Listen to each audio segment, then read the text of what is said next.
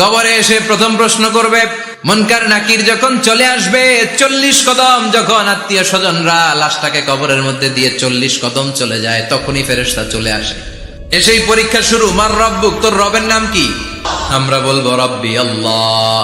দ্বিতীয় প্রশ্ন, ওমা দীনুক, তোমার ধর্মের নাম কি? আমরা কি বলবো? তৃতীয় প্রশ্ন, বিশ্বনবীর চেহারা দেখিয়ে বলা হবে, আতারিফু হাদার রাজুল, এই লোকটারে চিনো নাকি?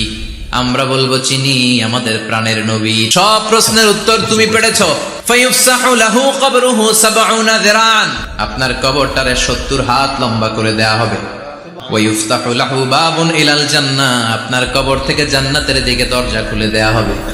ওয়ায়ুলবাসু মিন লিবাসি আহলিল জান্নাহ, জান্নাতের 2টা রেশমি কাপড়ের পোশাক এনে আপনারে পরিয়ে দেয়া হবে। আর বলা হবে, নাম কানাউমিল আরুস, ঘুমাও।